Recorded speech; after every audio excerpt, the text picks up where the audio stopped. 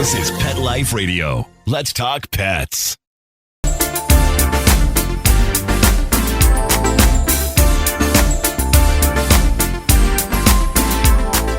Rappaport to the rescue with award-winning animal advocate Jill Rappaport. Welcome to Rappaport to the Rescue. I'm Jill Rappaport, joined by my favorite partner in crime, Bill Berloni, the extraordinary trainer to all wonderful animals that have been rescued. He takes them from the streets and makes them superstars and part of his family. Bill, so great to see you. And wow, you have been on a whirlwind. What a difference a year makes, or 2 years, because we're celebrating our second anniversary. Can you believe it? I can't believe it, Jill. And the time has just flown. And, doing this podcast has just kept a positive spin on the world for us, being able to reach out and help others during these tumultuous times. So I'm so glad we're still together and we're still doing our podcasts. Yeah, I've been with you longer than most men, let me tell you. And 2 years and counting. And when we first started, Bill, things were really so grim on so many levels for so many people. And for you, thank goodness you and your family were healthy, but work-wise, it was a very frightening time for you. Yes. I mean, like every good business, we had a plan for when there wasn't work, but we had no plan for our world ending in terms of being able to supply food and medical care for our animals. So thank goodness I had the Humane Society of New York where I could work and other jobs, but it took almost a year before we got back on our feet with the entertainment industry. And now 2 years later, I can't even get a hold of you. Let me tell you, I have reached out to you. I said, come on, we're going to do some shows. Can we wait 2 weeks? Can we wait? You are so busy. You're on the road. I know a lot of the things are top secret. You're not allowed to say until they actually air or come out. But can you tell us what you've been up to? Give us a little tease and some good juice here. Yes. I mean, here in New York, the entertainment industry, especially the film industry, has come back with a vengeance. There is so much work for actors and tech people in New York, and that included having animals on many projects. And currently, I've got a couple things I could tell you about. We're doing a mini-series based on the book Lady in the Lake, which came out a few years ago. And it's about the race riots in Baltimore in the 1960s. And it stars Natalie Portman. And there were hundreds of animals listed in the scripts over the series. And I got called not to be the animal trainer, but to head the animal department. Wow. Which is the first time, yes, that I've been asked to actually set up the shots. And it's quite gratifying because instead of going in and educating people before the shots are even designed, I'm talking to the directors and the designers. So it's much less stressful going in. And that started in May and it's going to go until October. So I'm in Baltimore almost every other week filming. Wow. On this project. Disney Plus is doing a new comedy series called Fleischman is in Trouble, starring Jesse Eisenberg, and Jesse's character From the Social Network. Yep, from the Social Network. And Jesse's character has a dachshund. So, oh, like me. I Yep. love that. Is he a little bad boy like my Oscar Mayer? well, interestingly enough, the character wants to appease his kids and he's walking by an adoption fair and he adopts a dog. So kind of inappropriate, this last minute quick thing. At first, the dog obviously needs a little training, but then becomes an integral part of the family and well loved and well cared for. So again, it's a comedy for Disney Plus, but it's got a lot of good lessons. Oh, the best lesson, adoption, opt to adopt. That is so great. And what I love about this project with Natalie Portman, I know that so often you're on projects where you feel a little out of control. You want to be able to work on every level with those animals to make sure they have the best protection. And so many times in so many cases, that's taken away from you just because of the people and the tier of people ahead of you. And now you have total control, which really is the ultimate to being able to protect these animals, isn't it, Bill? Exactly. And ultimately, if the animals are happy, you get the best shots. And at first, the Hollywood people were a little taken back by, well, who is this guy and why is he telling us how to do it? By my second shoot today, they were blown away by the fact that we were getting things in 1 and 2 takes and animals are happy. So again, continuing to educate people about the sentient nature of animals. They have feelings, and they deserve the same rights and care that other living creatures on the set deserve. So it's a wonderful experience, although I'm sort of breaking a mold. There's never been an animal department in which there was a head animal trainer. So, but it's about time. This could start a whole new trend. And ultimately, be financially very rewarding for this studio because you're really doing the job of 2 or 3 people and you're doing it accurately and quicker. Yep. And instead of working through the prop department, I'm dealing directly with the producers. And so I'm having the financial discussions. It's not as if I'm removed from that. So the producers are happy that I'm helping them work the budget and, get the best work out of the animals. And on the other hand, the director and everybody artistic are amazed that the animals are doing so well. So it's the way it should always have been. Oh, Bill, I'm so proud of you. That is just wonderful news. And on our anniversary celebration today, we're both so thrilled because we started 2 years ago on this day with the one and only Meredith Vieira. I worked with Meredith for years, and you got to meet her because of our relationship, and you ended up taking care of her beloved dog, Jasper, which sadly, Jasper is no longer here. And Meredith was so gracious and kind. When I said, it's our second anniversary, we need you to kick it off. She said, I'm in. We're going to be speaking to her coming up. And Bill, this is really special for us. We're really coming full circle, not only with her, but also the story of Jasper. It's really great, isn't it? Yes, it's great on so many levels. And for me personally, both you and Meredith provided important moments in my career. You giving me the first network interview, and Meredith bringing me on the Today Show certainly raised my status in terms of the work that I do. And so being here today with both of you, having started our podcast with both of you, and revisiting that has a special place in my heart. Oh, thank you so much, Bill. Well, when we come back, happy anniversary. We are going to have our one and only special guest, Meredith Vieira. Stay tuned. Take a bite out of your competition. Advertise your business with an ad in Pet Life Radio podcasts and radio shows. There is no other pet-related media that is as large and reaches more pet parents and pet lovers than Pet Life Radio. With over 7 million monthly listeners, Pet Life Radio podcasts are available on all major podcast platforms, and our live radio stream goes out to over 250 million subscribers on iHeartRadio, Odyssey, TuneIn, Stitcher, and other streaming apps. For more information on how you can advertise on the #1 pet podcast and radio network, visit PetLifeRadio.com/advertise today. Let's Talk Pets on PetLifeRadio.com.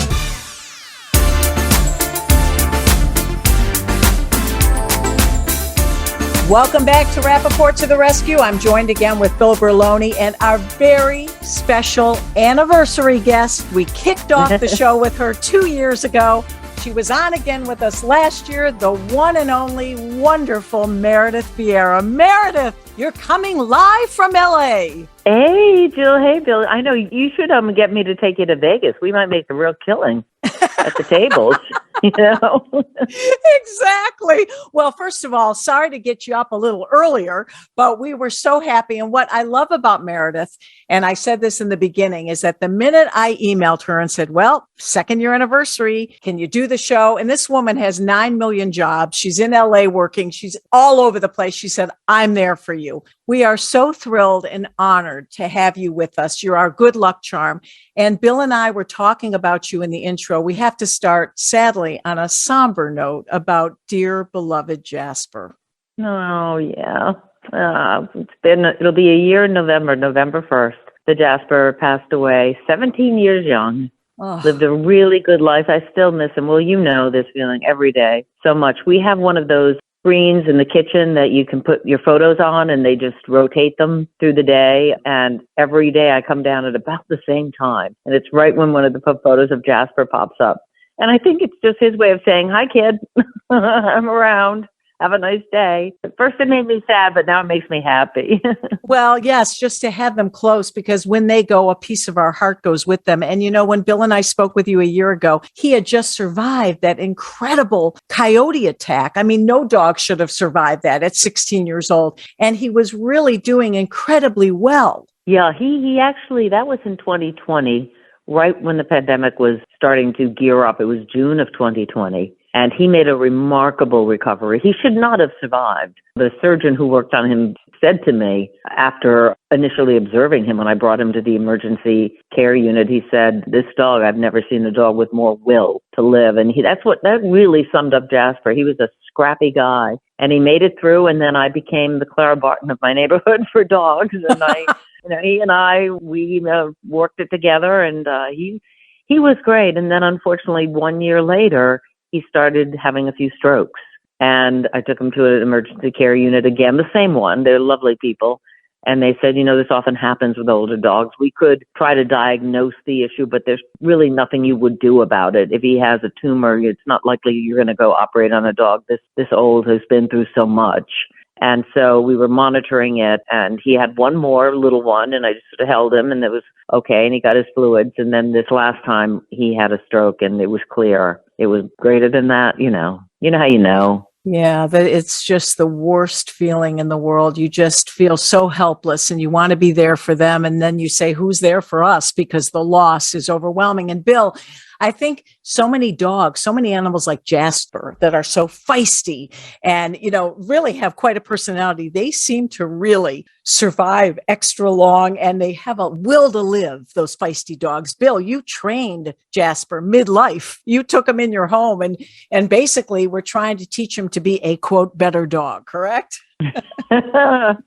Poor Bill. We were just going to give him some different set of manners. How'd that work out, Bill? We tried. I know you did. You were heroic. And then he bonded to your wife. Yeah. So there was all of that. But, the will to live, I think about this often with some dogs because, there are some people I meet and their dogs are 18, 19, 20. And I really do believe the will to live has to do with where they're living. If they're in a home that provides them with all the needs that they need and they want to be there, they're going to hang on and fight what may come along. It's so unbelievable. Meredith, I know your cat was very attached. So what's happening with the animal family now? I know you have the cat, but are you going to get another dog? Have you gotten another dog? We have two cats, Felipe and Sweet Pea, brother and sister, although they look nothing alike. Felipe is huge. He looks like a puma. And little Sweet Pea is so sweet and tiny, and they are their personalities. Felipe was particularly attached to Jasper because when we got the kitties, we had already had Jasper several months, and he used to carry them around in his mouth, literally by the scruff of the neck. And the boy cat ended up really thinking, this is cool. The cat, the Sweet Pea, the female, was just like, enough. So she got over Jasper. They all got along, but as I told you last time, as Jasper was dying, they just sat like sentries at his head until he passed. It was really incredibly moving. At a time of such sorrow, you could see the empathy that animals have for each other. It was clear that they understood, and they would not budge. They were going to stay by his side. And since then, I think they absolutely miss him, more Felipe than Sweet Pea, if I'm being totally honest. But they've always been very social cats, but I think they're even more. We were taping my game show, 25 Words or Less. I was in New York again for this last season because of COVID protocol, and everybody else was in LA. And I have a little group, a little staff that works with me. We're 5 altogether. And when those folks would come in the house, they would glom onto them. They just loved the attention, and they were a little confused. We wrapped up a couple months ago, and they were like, where is everybody? This was the party house. What happened? So health-wise, they're doing great. Felipe has a little renal situation, which is very typical in older cats, from what I understand, kidney issues, but totally treatable. Nothing to worry about. Are you thinking, Meredith, down the road of maybe bringing in another dog again, or the heartbreak is just so great you need time? I need time. Yeah. I love having a dog, and there's nothing like having a dog. But when I think about Jasper, I don't think I had a dog, Jasper. I think I had Jasper. A fur child. Yeah. And people are asking me pretty soon after he passed, maybe you should just get another dog. And I said, it's not that easy for me. I could see fostering, but opening up your heart again like that is a little bit scary to do. And he's not a replaceable thing. He was my buddy, and I think the day may come, but I'm not pushing it. You know what I think, Jill, and I think you're probably the same way. You know it when you know it. Yeah. And Bill, we've talked about this. It's all about the timing, right, Bill? And you've told people that sometimes they feel, I've lost a dog, I should get another one. But you've talked to people about this, Bill, right? Like the right time is everything. Right. And, people in their effort to make you feel better go, just go out and get another dog. And they don't really and put that pressure on you. But Meredith, when the time is right, I think you know somebody who could find you the perfect dog. Had I only known you when I first got Jasper.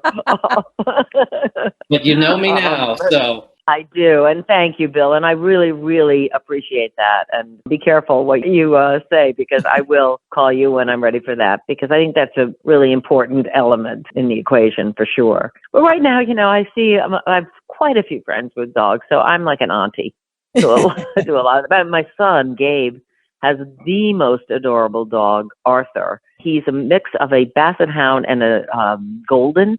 He looks like he's out of like a Looney Tunes cartoon because he's so long. You can't quite figure out what it is, but he's adorable.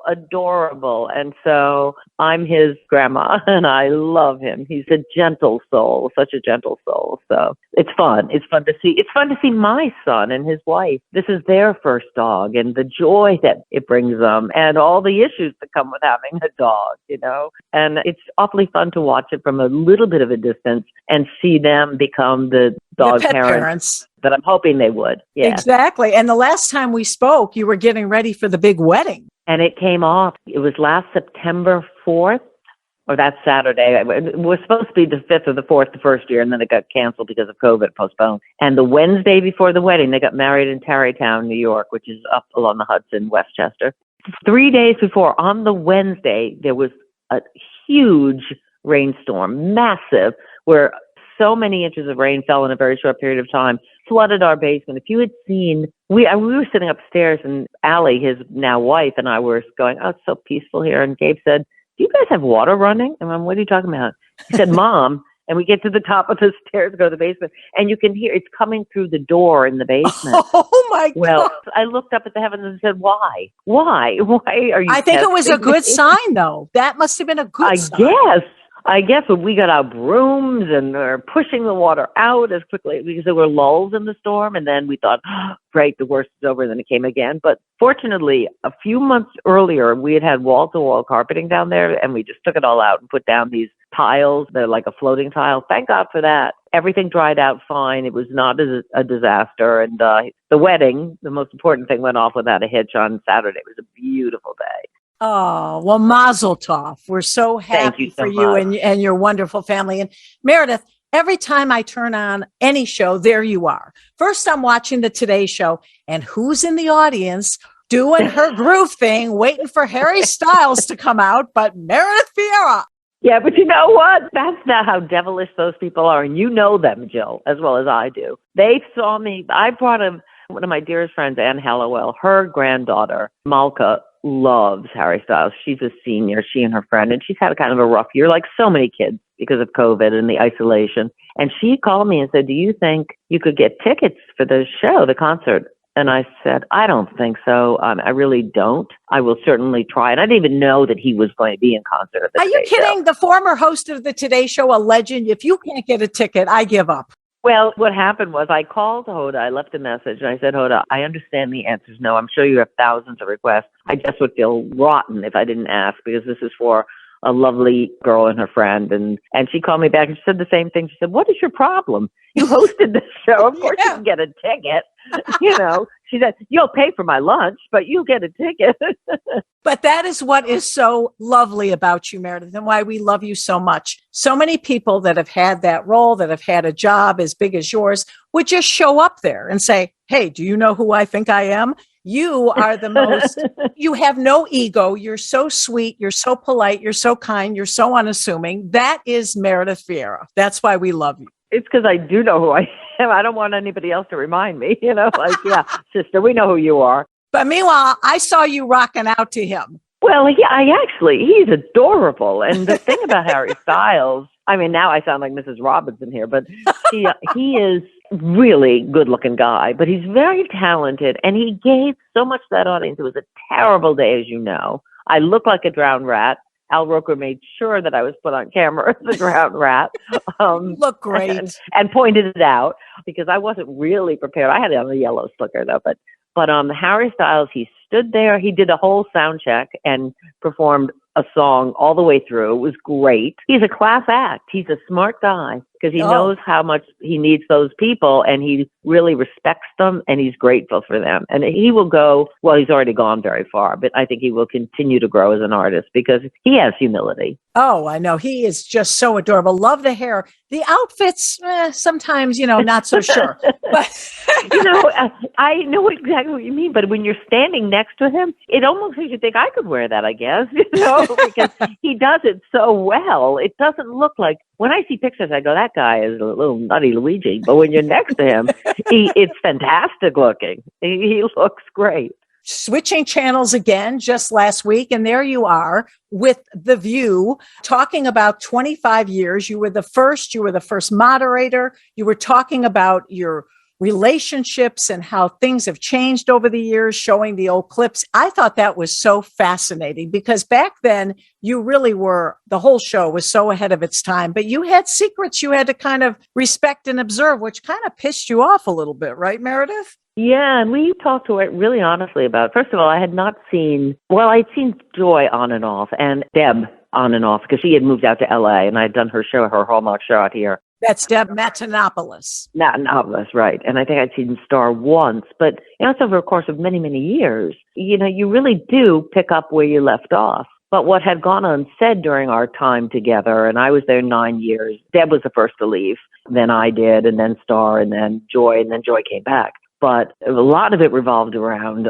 Star, actually, and her health issues. And I give her a tremendous amount of credit because at the time, and I sort of confronted her maybe that's not the right word, but I owned up to our feelings back then. We were angry that we were being asked to act like we thought it was normal, and we supported, when she said that she loved her weight and all of this, that we were supposed to just go along with all of this. And she said, I was really depressed.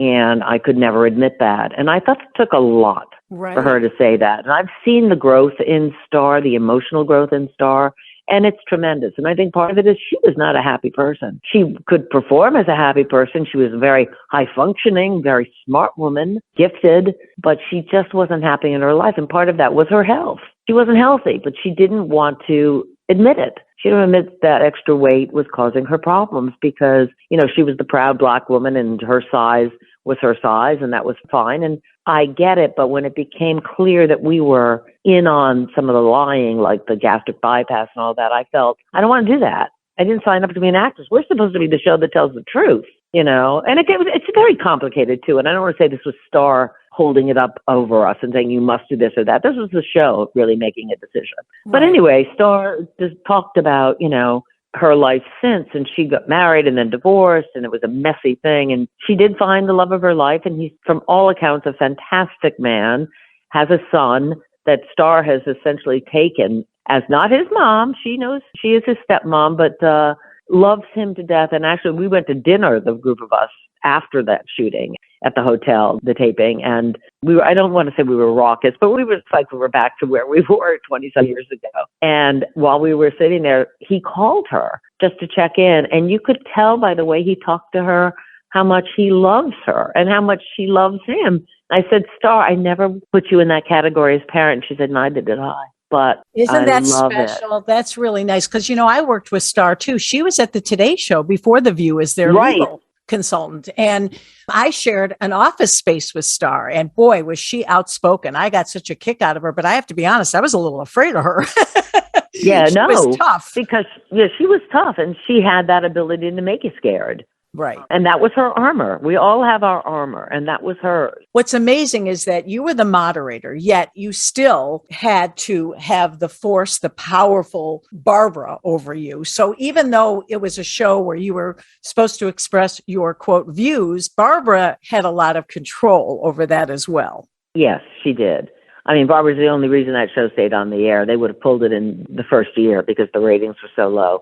But I don't think, the numbers were good. I think the numbers for Star were good. And I think that sometimes gets in the way when shows are driven by ratings and outside voices. Sometimes they allow things to happen that shouldn't happen. Right. They look the other way. They enable. We've seen it time and time again on all different levels. And it's a slippery slope. And when it involves other people, I find it really problematic. But again, that's all sort of water under the bridge. And as we were sitting there and talking, I wanted to remind Star of something that I believe made it into the piece. I didn't see the final piece, but that when my husband, Richard, who is doing great, by the way, he had 2 bouts of colon cancer. Yeah, thank God. Knock on his head, because it's wood. I'm knocking. And knocking. the second time I was in hair and makeup when I found out, and I was walking through the hall and I was starting to cry. And I said, "Oh my God, he has it again." Oh. And Star was in her office. She came out. She pulled me in, and this was genuine Star. This wasn't phony. She said, "Let's just take a moment and pray." And I said to her in the interview, I said, "I'm not a prayerful person in that way. You know, I feel that I'm spiritual, but I don't know that would have been my first thing to do." And it was such a kind thing that she did, and totally heartfelt.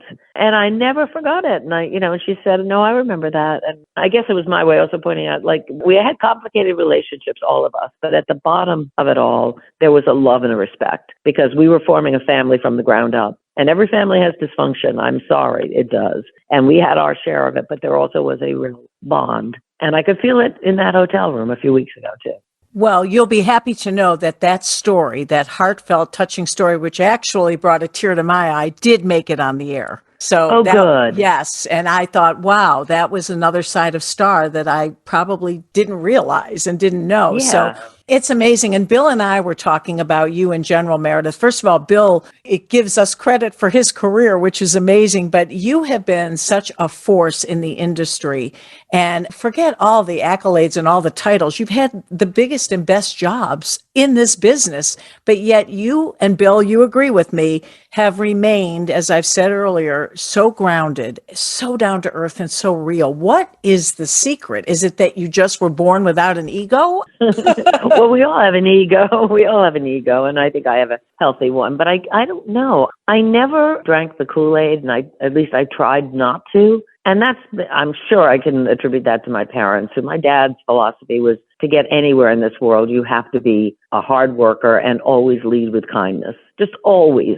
Because it comes back to you. It's a boomerang, If you lead with it, it will return to you some form or another. And it's the right thing to do. So I think I was so consumed with just doing well at what I did that I never stepped back and went, wow. I mean, there were moments where I think, I'm so lucky I'm at the Olympics, or I'm tracing my roots in the Azores, or whatever it was I was doing, or I'm traveling here, there, and meeting all these people, or hosting a game show one week and then a talk show and news and all of those things. And they're great. They're woven into the fabric of my life, and I love them all. But I just never, maybe it's that I'm kind of shy, because the stardom part of it always made me nervous.